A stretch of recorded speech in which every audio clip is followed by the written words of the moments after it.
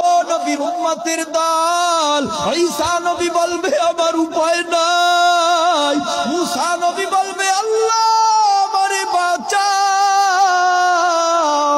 ঈসা নবী বলবে আমারে বাঁচাও, দাউদ নবী বলবে আমারে বাঁচাও, ইব্রাহিম নবী বলবে আমারে বাঁচাও। কেন?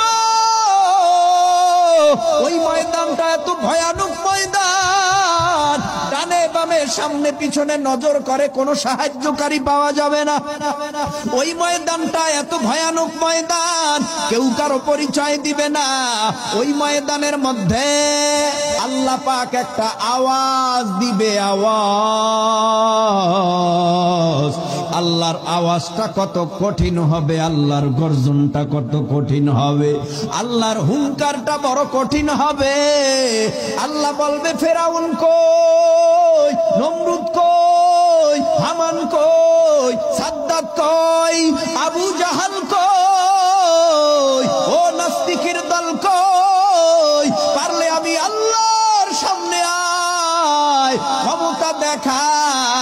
আল্লাহর সামনে কেউ ক্ষমতা দেখাতে পারবে?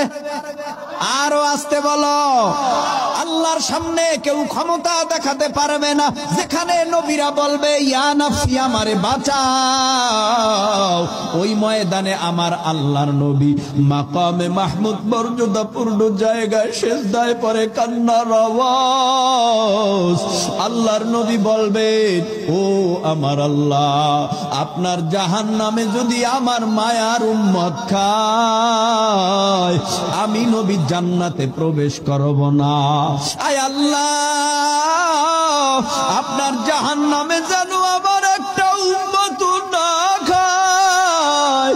এই উম্মতের জন্য 3 দিন খানা খাই নাই, এই উম্মতের জন্য আমি ঠিক মতো ঘুমাইতেও পারি নাই, এই উম্মতের জন্য আমি ঠিকভাবে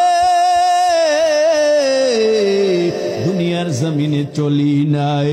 আমি শুধু রাত্রেও উম্মতের টেনশন, দিনেও উম্মতের টেনশন। সকালে খাইলে মাওলা, দুপুরে খাইতে পারি নাই, দুপুরে খাইলে আবার রাত্রে খেতে পারি নাই। 7 দিন পর্যন্ত পেটে পাথর বেঁধে রয়েছি শুধু এই উম্মতের জন্য। আয় আল্লাহ, আপনার জাহান্নামের যেই গর্জন, এই জাহান্নামে যদি আমার একটা উম্মত খায়, আপনার জাতে পাকের কসম খেয়ে আমি নবী বললাম আপনার জান্নাতে যাব না। কান্নার আওয়াজ দেওয়ার পর আমার আল্লাহর রহমতের দরিয়ার ভেতরে জোশ মেরে যাবে। আমার আল্লাহ বলবে ইয়া মুহাম্মদ ইরফা রাসাকা ওয়াসাল তুতা ওয়াসফা তুশাফা। ও